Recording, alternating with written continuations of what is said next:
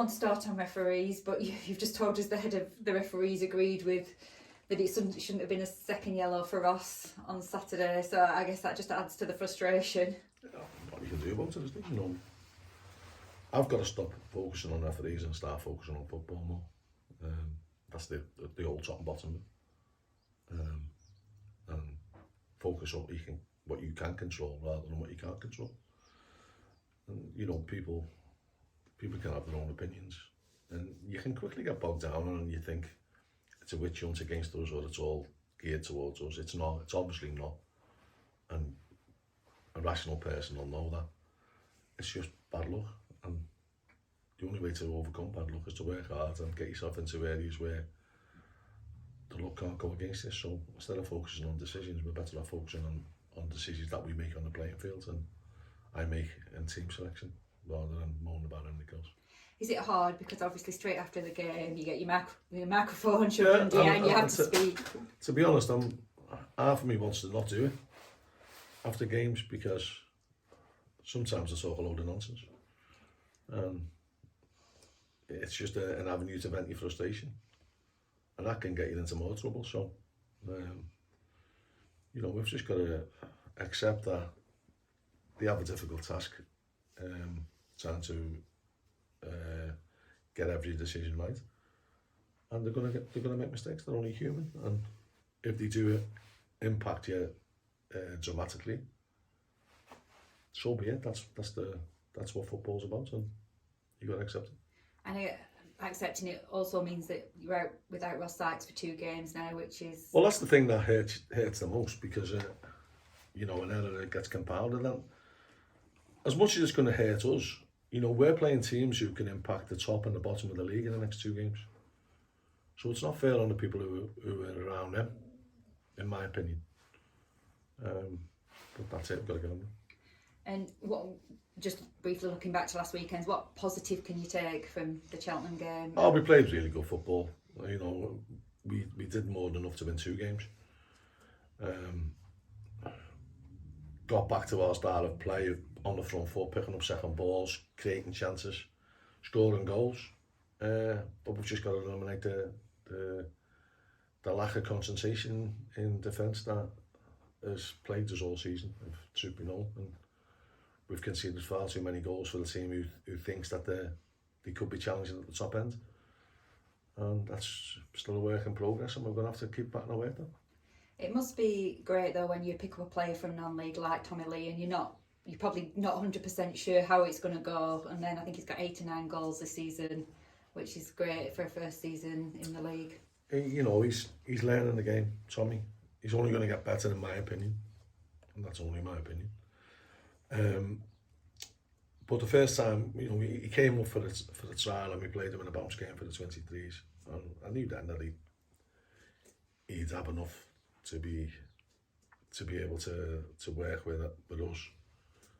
And he's a good kid, and he's got a great outlook on life as well as football.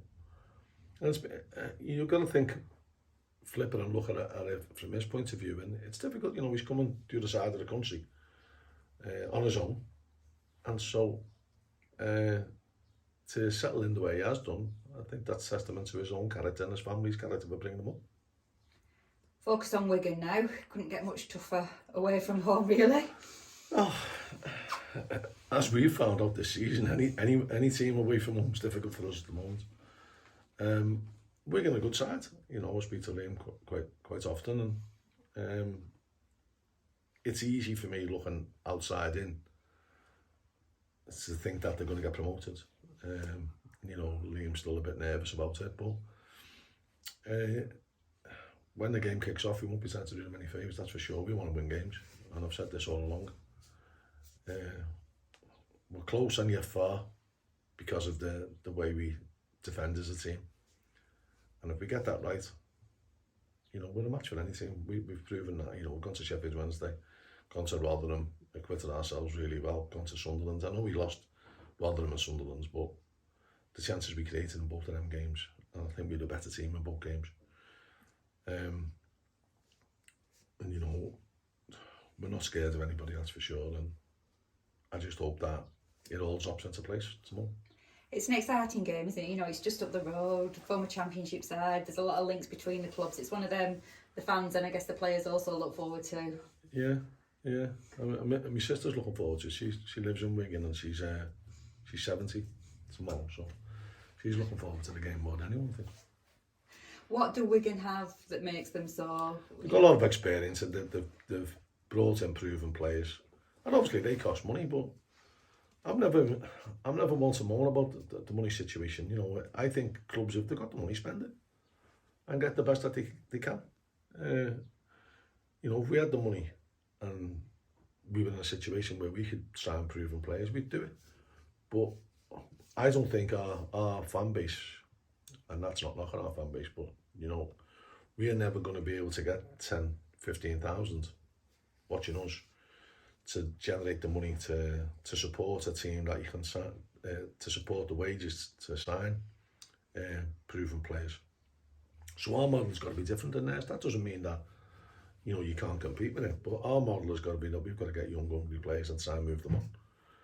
They are at this stage in League One where they can buy proven players for this level, and they have done, and they've recruited really well. You've got to take your hat off to Liam for that.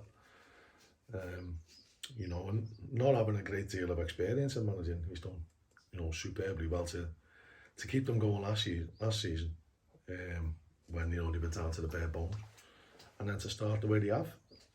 So you got to give them a lot of credit for that.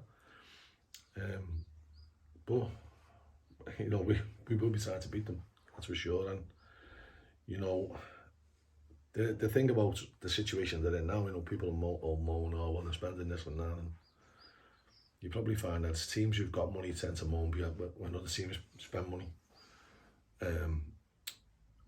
But you know, it might be different when they go into the Championship. They won't be the big hitters in the Championship, and if they ever get into the Premiership, they'll never be the big hitters in the Premiership, as they were when they did play in the Premiership. So that's the facets of football, and you gotta accept that sometimes you're a big fish, sometimes you're a small fish. But when you are a big fish, you've got to eat everyone. And you know, they have done well this season. You know, I go back to Accrington when we first came, and in the first division of the Unibond League, when me and Jimmy first came, we were the big fish then, and then all of a sudden we went into the Unibond Prem and we weren't, and we had to try and compete, and eventually we got up there. So we were probably about top 5 of the big fish, and then you go then another step into the conference, and then you're back to square one, or not back to square one, but you're back down to the bottom of the food chain, and you've always got to try and keep evolving and trying to make your club better. And you know, some managers don't get time to do that. I was lucky that I did have the time to do it.